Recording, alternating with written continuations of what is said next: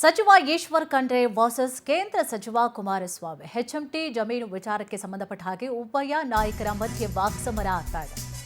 ಯಾರ ನಡುವೆ ಅಂದ್ರೆ ಸಚಿವ ಈಶ್ವರ್ ಖಂಡ್ರೆ ಮತ್ತು ಕೇಂದ್ರ ಸಚಿವ ಕುಮಾರಸ್ವಾಮಿ ಅವರ ನಡುವೆ ವಾಕ್ಸಮರ ಆಗ್ತಾ ಇದೆ. ಕಾರಣ ಹೆಚ್ಎಂಟಿ ಜಮೀನು ವಿಚಾರ ಸಂಬಂಧ. ಯಾವ ಖಂಡ್ರೆ ಯಾವ ಸ್ವಾಮಿ ಮಾತಿನ ಸಮರ ಜೋರಾಗ್ತಾ ಇದೆ. ಇಬ್ಬರು ಸಚಿವರ ನಡುವೆ ಹೆಚ್ಎಂಟಿ ಜಾಗದ ಜಟಾಪಟಿ ಆಗ್ತಾ ಇದೆ. ಕುಮಾರಸ್ವಾಮಿ ಅವರಿಗೆ ಸವಾಲ್ ಹಾಕಿದ್ದಾರೆ ಸಚಿವ ಈಶ್ವರ್ ಖಂಡ್ರೆ. ಚರ್ಚೆಗೆ ನಾನು ಸಿದ್ಧವಾಗಿದ್ದೇನೆ, ಕುಮಾರಸ್ವಾಮಿ ಕರೆದಲ್ಲಿಗೆ ಬರ್ತೇನೆ, ಹೆಚ್ಎಂಟಿಯಲ್ಲಿ ಚರ್ಚೆಗೆ ಕರೆದ್ರೆ ಅಲ್ಲಿಗೂ ಕೂಡ ಬರೋಕೆ ಸಿದ್ಧ, ನಾನು ಏನ್ ಕಡಿದು ಕಟ್ಟೆ ಹಾಕಿದ್ದೇನೆ ಅಂತ ಹೇಳಿ ಕೇಳ್ತಾರೆ, ನನ್ನ ಕೆಲಸಗಳನ್ನ ನೋಡಿ ಮಾತನಾಡ್ಲಿ ಅಂತ ಖಂಡ್ರೆ ಗರಂ ಮಾತು.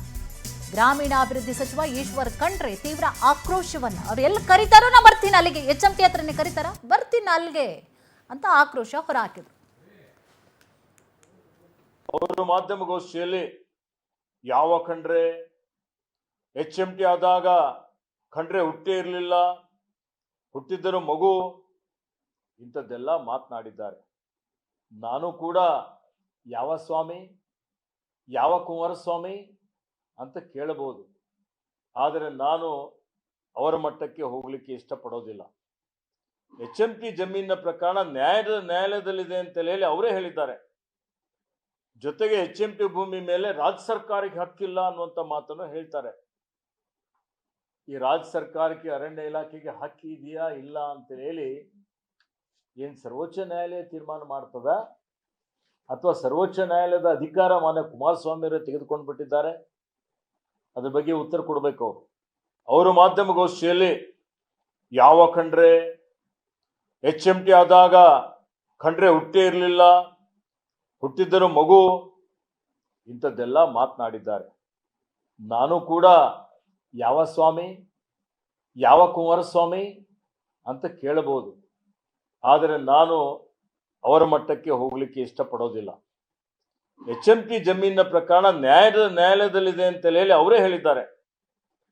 ಜೊತೆಗೆ ಹೆಚ್ಎಂಟಿ ಭೂಮಿ ಮೇಲೆ ರಾಜ್ಯ ಸರ್ಕಾರಕ್ಕೆ ಹಕ್ಕಿಲ್ಲ ಅನ್ನುವಂಥ ಮಾತನ್ನು ಹೇಳ್ತಾರೆ.